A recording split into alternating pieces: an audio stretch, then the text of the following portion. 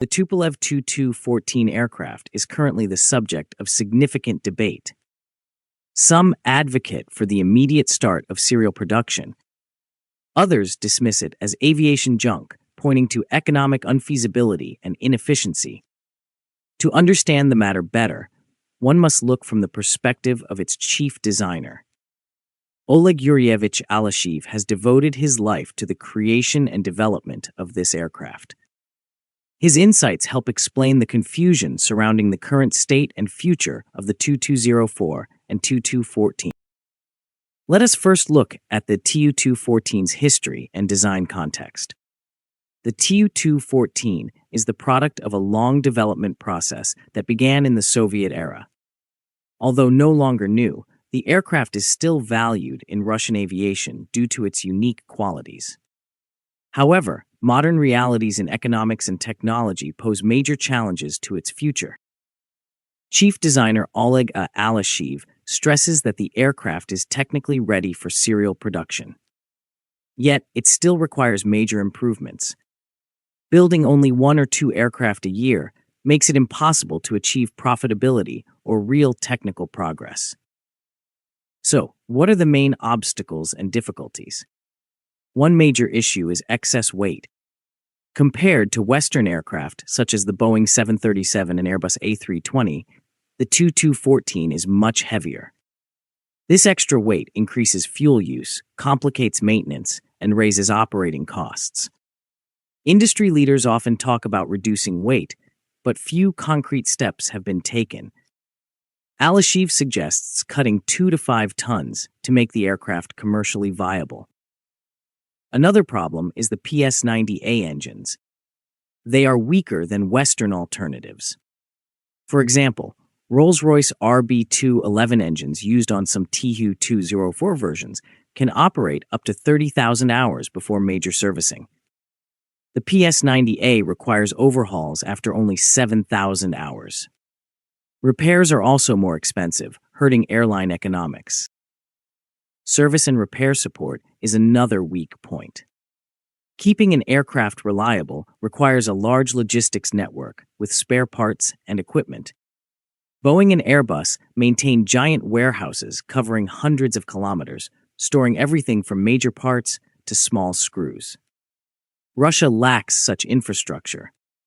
A failed attempt to build service support for the Sukhoi Superjet showed this problem clearly.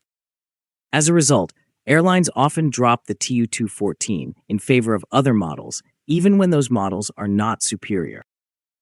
What then is required to revitalize production? According to Alasheev, a large-scale and well-planned approach is essential. Producing only 1 or 2 aircraft each year achieves nothing. For profitability and industry growth, Russia must build at least 100 aircraft per year. Such scale would stabilize supply chains, strengthen service networks, and improve manufacturing processes. From a technical perspective, production should not restart with the current Tu-214 model. Instead, Alasheev recommends the modernized Tu-204 SM. First introduced in 2010, it featured many innovations. Engineers managed to reduce weight by using new avionics and design methods. Crew size was cut from 3 to 2, lowering operating costs.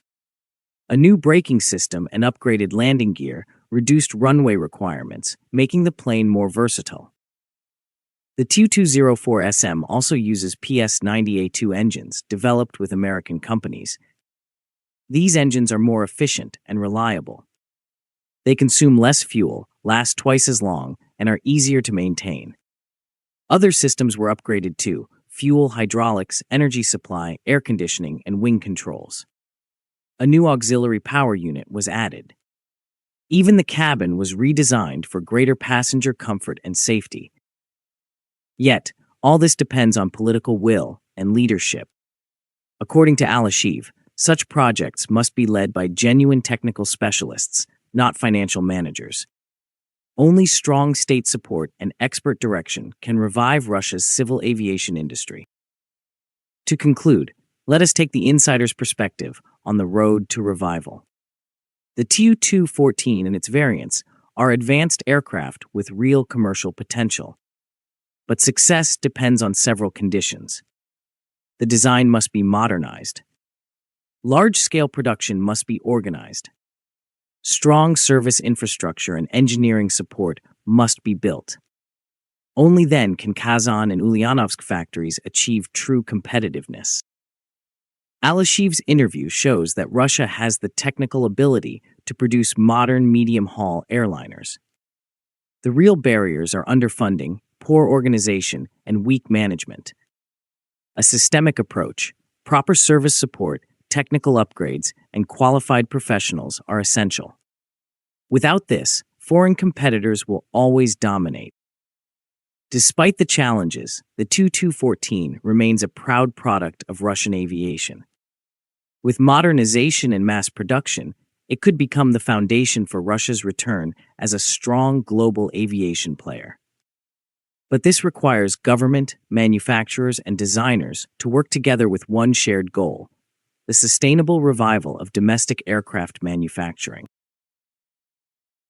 If you like this video, please like, share, and subscribe. Also, please take our channel membership, which is very affordable, to encourage us.